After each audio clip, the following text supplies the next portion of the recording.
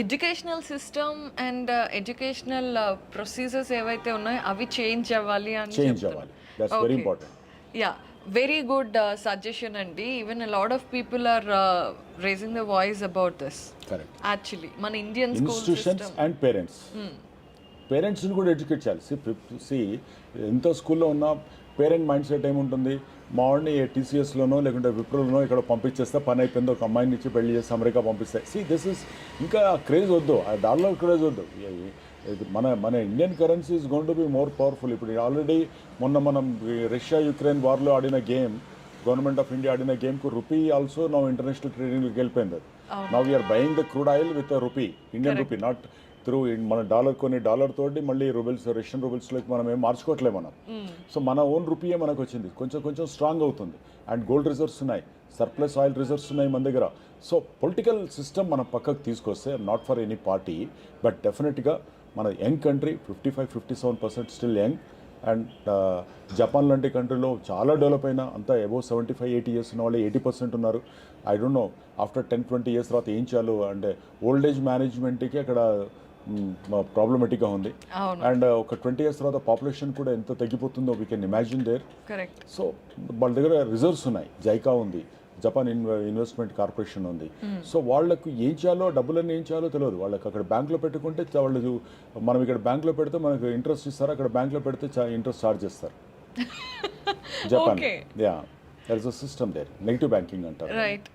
So బేసిక్గా చూస్తుంటే కనుక, అంటే వరల్డ్ వైడ్గా మీరు చెప్పిన అన్ని లెక్కలతో చూస్తే we have better chances. Fantastic chances, not better, fantastic chances ఉన్నాయి. Only the thing is now or never. Now you need to prepare.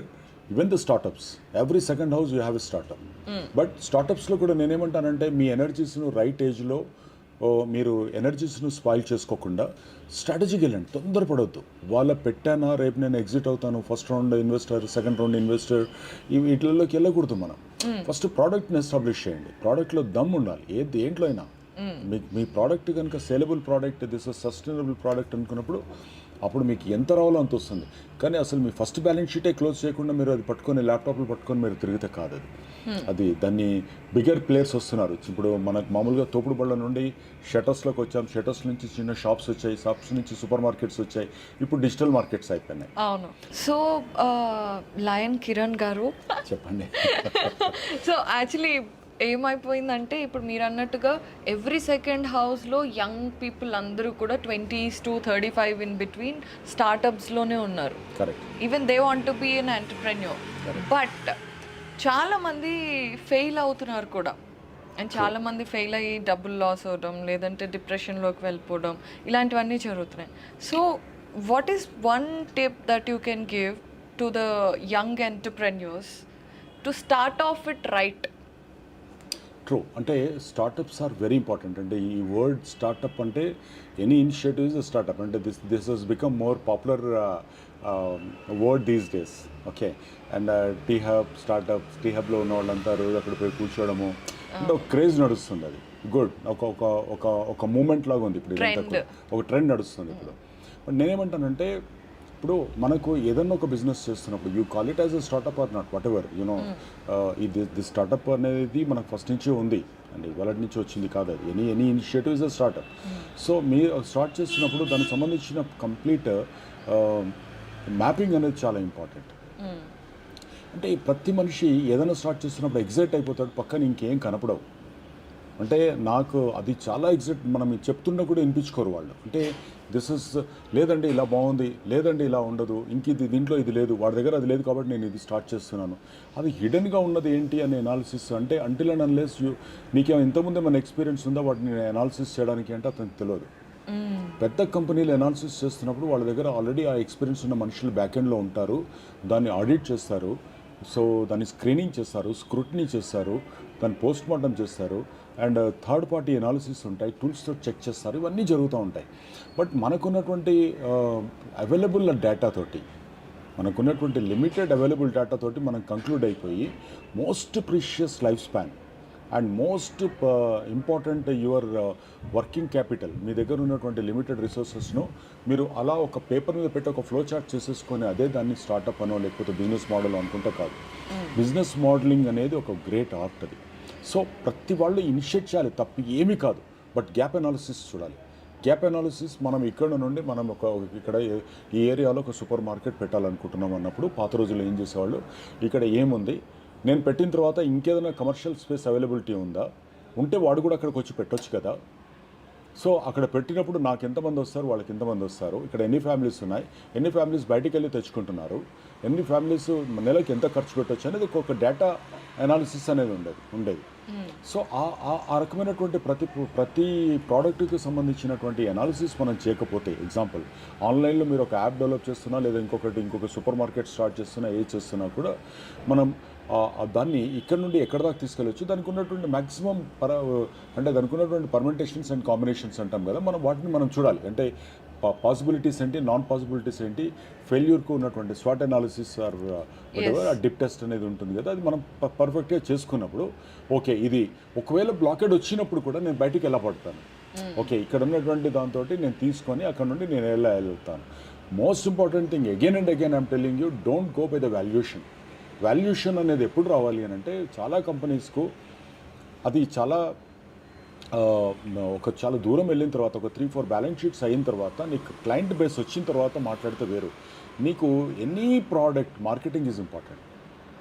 మీరు ఎంత గొప్ప సినిమా తీసినా లేదా ఎంత గొప్ప ప్రోడక్ట్ చేసినా కన్జ్యూమ్ కాకపోతే ఇట్స్ అ ఫ్లాప్.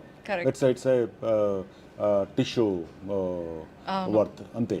సో నేనేమంటానంటే దానికి అది ఫస్ట్ అది చూడాలి. అంటే కన్జ్యూమ్ చేయడానికి నీ దగ్గర ఉన్నటువంటి ఎవిడెన్స్ ఎంత, అది ఓకే ఇప్పుడు బాగానే ఉంది, లేకుంటే బిగర్ ప్లేయర్ వచ్చి దాన్ని కంబలించినప్పుడు, దాన్ని క్యాప్చర్ చేసినప్పుడు, for example somebody they'll start farm to house అనేది తీసుకొస్తాడు, పెద్ద కంపెనీ వాడు వచ్చి దీంతో పాటు నీకు ఇది కూడా ఫ్రీ ఇస్తానంటే అది కూడా ఇస్తానంటాడు ఫస్ట్ క్యాప్చర్ చేయడానికి. దాన్ని కూడా మనం నిలబెట్టుకొని తట్టుకోగలుగుతామా, తట్టుకోవడానికి కావాల్సినటువంటి ఫైనాన్సెస్ కానీ బ్యాకింగ్ కానీ మన దగ్గర ఉందా. ఆ బ్యాకింగ్ కోసం నేను ఫస్ట్ రౌండ్ వెళ్తున్నానంటే ఏ ప్రైవేట్ ఈక్విటీ తీసుకొచ్చినా, ఏంజల్ ఇన్వెస్టర్ వచ్చినా కూడా then look in to all these aspects. అప్పుడు పట్టుకొని మనం యాక్చువల్గా బిజినెస్ను ఫ్లోట్ చేసే టైంలో మనం ఏం చేస్తున్నాం, ఇన్వెస్టర్ చుట్టూ తిరుగుతున్నాం. కరెక్ట్. సో ఇక్కడ నీ ఫ్రీడమ్ అంటే నీ లోపల ఉన్న క్రియేటివిటీ, నీ లోపల ఉన్న enthusiasm is going in a wrong direction. Going in to the X level నుంచి 1x 2x 3x పోవాల్సింది కాస్త నీకు బయటకు వచ్చి Y1 Y2 Y3లకు పోతుంది అక్కడ. So this is absolutely dangerous. దీని నుంచి మనం బయటికి రావాలి. సో ఫస్ట్ మార్కెట్ను స్టడీ చేయాలి, మార్కెటబిలిటీ చూసుకోవాలి, ఫైనాన్షియల్ స్టెబిలిటీ చూసుకోవాలి. ఫైనాన్షియల్గా ఒక స్టేజ్ నేను 2-3 బ్యాలెన్స్ షీట్స్ నాకు వచ్చిన తర్వాత నిలదొక్కుంటానో చూసుకోవాలి. ఎక్కడ ఎంటర్ అవ్వడం ఇంపార్టెంట్ కాదు, ఎక్కడ ఎగ్జిట్ అవ్వడం అనేది ఇంపార్టెంట్. అక్కడ ఎగ్జిట్ చూసుకొని వచ్చి ఎంటర్ అవ్వగలగాలి. ఒకవేళ రేపు పొద్దున ఏదైనా వచ్చినా కూడా నేను తట్టుకొని ఇంకొక ప్రాజెక్ట్ని నేను టేకప్ చేయగల కెపాసిటీ ఉందా అనేది. ఎప్పుడైతే మనమే డిప్రెషన్లోకి పోయినామో, మనకే అది ఫెయిల్యూర్ అని వచ్చిందో, ఇంకొకటి మనం నమ్మడు, నువ్వు చెప్పలేవు, నేను లేదంటే ఇంతో ప్రాజెక్ట్ వచ్చినట్టు అదేమైంది అంటాడు ఇమ్మీడియట్గా. సో అప్పుడు మనం ఏమైనా చేయగలుగుతామా, ఏం చెప్పలేము. సో అంటే you don't dig your own grave అంటాను నేను. Don't dig your own grave. ఏం చేయకపోయినా పర్లేదు, అంటే ఏం చేయకుండా ఉండొద్దని కాదు. India is a beautiful country and lot of opportunities are there across the globe. They are looking at us and populated country. New rich circle అంటే కొత్తగా జాబ్లోకి వస్తున్న వాళ్ళు సడన్గా జీరో పేరెంట్స్ మీద డిపెండ్ అయిన వాళ్ళు 40,000-50,000 పర్ మంత్లోకి వచ్చేస్తున్నారు.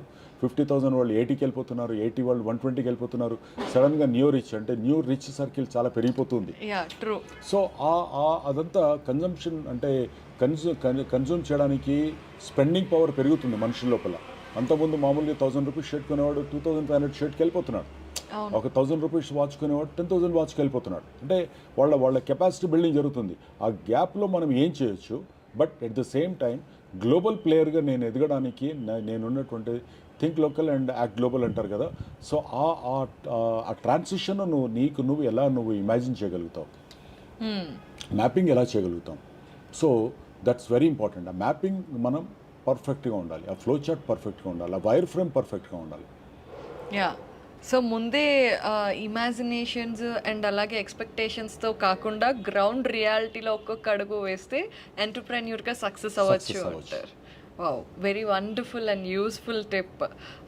Kiran garu, actually we have great time so నాకైతే మంచి interaction. I mean even I enjoyed. So a lot of information and a lot of మీ ఎక్స్పీరియన్సెస్ నుండి మేము చాలా తెలుసుకున్నాము అండ్ దీనివల్ల చాలామంది చాలా నేర్చుకోవచ్చు కూడా. అండ్ స్పెషలీ మీ పొజిషన్స్ అన్నీ కూడా చాలా బాగున్నాయి, ఇంకా చాలా ఉన్నాయి, కార్స్ ఉన్నాయి. So there is a lot, అవన్నీ కూడా ఇప్పుడు మీరు చూస్తారు. బట్ బిఫోర్ దెన్ ఇంత గ్రేట్ కాన్వర్జేషన్కి గివింగ్ యువర్ టైమ్ ఇస్ చెప్పాలి అంటే we are very thankful. My pleasure. So definitely we'll have more conversations about entrepreneurship in the coming times. But ఈ రోజు వరకు మీ థాట్స్ కానివ్వండి, మీ లైఫ్ని ఎలా చూస్తారు అనే దాని గురించి చెప్పారు అండ్ అలాగే ఎంటర్ప్రెన్యూర్స్ ఎలా ఆలోచించాలి అనే దాని గురించి చెప్పారు. We are delighted and once again thank you so much for the time. My pleasure. Thank you so much. By the way match draw అయింది. So this is it for today's A to Z with awesome Aparna and maro interesting session to malli kalusukundam. Till then stay tuned.